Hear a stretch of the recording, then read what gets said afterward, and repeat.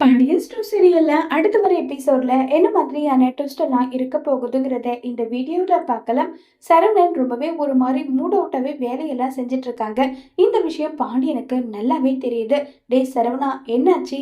எதுக்காக நீ இப்படி இருக்க? ஏதாவது பிரச்சனையா சொல்லுடான்னு சொல்லி கேக்குறாங்க. இல்லப்பா, அப்படியெல்லாம் எதுவும் கிடையாதுன்னு சொல்லிட்டு சரவணன் சொல்றாங்க. சரிடா, போய் சாப்பிட்டுட்டு வேலையை பாருன்றாங்க. இல்லப்பா, எனக்கு பசி இல்லை, நான் வேலையை பார்த்துட்டு அதுக்கப்புறம் சாப்பிடுறேன்னு சொல்லிட்டு சரவணன் பாட்டுக்கு வேலையை பார்க்குறாங்க. உடனே பாண்டியன் கேட்குறாங்க. இல்லை, எனக்கு ஒரு சந்தேகம், நான் கேட்கட்டா சரவணன்றாங்க. என்ன விஷயம்ப்பா சொல்லுங்கன்னு சொல்லி கேட்டதும், இல்லை கோவிலுக்கு போனி, அங்கே ஏதாவது பிரச்சனையா, யாராவது பாத்தியான்றாங்க. இல்லை இல்லைப்பா, அப்படியெல்லாம் எதுவும் கிடையாதுன்னு சொல்லிட்டு சரவணன் பாட்டுக்கு வேலையை பார்க்குறாங்க. சரி பாண்டியனும் சரி ஓகேன்னு சொல்லிட்டு சைலண்டா ஆயிடுறாங்க. அடுத்ததா நம்ம அஞ்சலியை காட்டுறாங்க. அஞ்சலி ஒரு மாதிரி ஃபீலிங்காவே உட்காந்துட்டு இருக்காங்க. அப்ப அஞ்சலியோட அம்மாவும் அப்பாவும் என்னாச்சு, ஏன் இப்படி இருக்க? கோவிலுக்கு போயிட்டு வந்ததுல இருந்து இப்படி இருக்கே, சரி வா சாப்பிடுவேன்னு சொல்லி கூப்பிடுறாங்க.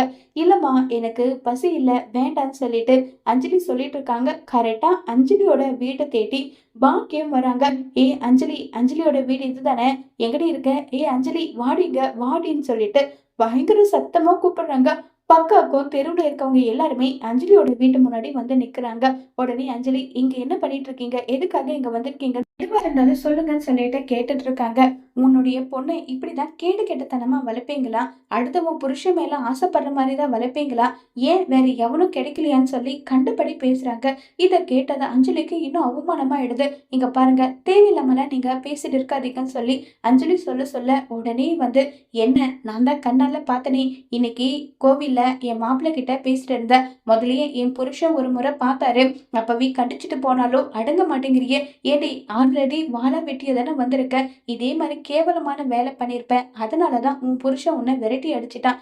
இனிமே என் பொண்ணு வாழ்க்கையிலயோ என் மாப்பிள்ளை வாழ்க்கையிலயோ திரும்ப நீ உன்னை என்ன பண்ணுவேன்னு எனக்கே தெரியாது. இந்த பாக்கியத்தோட இன்னொரு முகத்தை தான் பாப்ப, உன்னை அசிங்கப்படுத்திடுவேன், செருப்பாலே அடிப்படின்னு சொல்லி பயங்கர கேவலமா பேசிட்டு போறாங்க. இது கேட்ட அஞ்சலி கதறி அழுதுகிட்டே அங்க இருந்து ஓடி போறாங்க. உடனே நம்ம அஞ்சலி அழுதுட்டே இருக்காங்க. என்னம்மா, இந்த வீட்டுல நம்ம மான மரியாதையோட வாழ்ந்துட்டு இருக்கோம், எதுக்காக இப்படி பண்ற, யார் அதுன்னு சொல்லி கேட்டதும், நான் சரவணன் கிட்ட ஃப்ரெண்ட்லியா தான் பேசினேன், அவரோட மாமியார் தான் இதுன்னு சொல்லி எல்லா விஷயமும் சொல்றாங்க. உடனே அங்க இருந்து அஞ்சலியோட அப்பாவை காட்டுறாங்க. அஞ்சலி அப்பா நேரா பாண்டியனோட கடைக்கு போறாங்க. அங்க போனதும் சரவணன் அப்பா, இது அஞ்சலியோட அப்பான்னு சொல்லிட்டு இருக்காங்க. இங்க பாருங்க, என் பொண்ணுக்கு நான் ஏதோ ஒரு வாழ்க்கை அமைச்சு கொடுத்தேன், அவ அந்த அளவுக்கு படாத கஷ்டப்பட்டு விவாகரத்து வாங்கி ஏதோ இப்பதான் என் வீட்டுல கொஞ்சம் நிம்மதியா இருக்கா. இப்போ சரவணனோட மாமியார் ஒரு பொண்ணு பார்த்து பேசக்கூடாத வார்த்தையெல்லாம் பேசி அவளை அசிங்கப்படுத்தி அவமானப்படுத்திட்டு போயிட்டாங்க. எங்க பொண்ணை நாங்க கண்டிச்சுக்கிறோம், உங்க பையனை நீங்க பாத்துக்கோங்கன்னு சொல்லி அங்க இருந்து கிளம்பி போறாங்க. இது சரவணனுக்கு ரொம்பவே வருத்தமாக்குது. உடனே சரவணன் நேர வண்டி எடுத்துட்டு போறாங்க. சரவணா, எங்கடா போறேன்னு சொல்லி பாண்டியன் கேட்டா கூட எந்த ஒரு பதிலுமே சொல்லாம சரவணன் பாட்டுக்கு வண்டி எடுத்துட்டு நேரா மயிலோட வீட்டுக்கு போறாங்க. ஏய் மயிலு, எங்கடி இருக்க? வெளியே வாடி, வெளியே வாடின்னு சொன்னதும் மயிலு வெளியே வராங்க. என்ன விஷயம் சொல்லுங்கன்றாங்க. உன் அம்மா என்ன நினைச்சிட்டு இருக்காங்க, உனக்கும் எனக்கும் எந்த விதமான சம்பந்தமும் இல்லைன்னு சொல்லிட்டு நம்ம விவாகரத்து வாங்கணும். இப்ப நான் யார் கூட எப்படி பேசுறதா உன் அம்மாவுக்கு என்ன?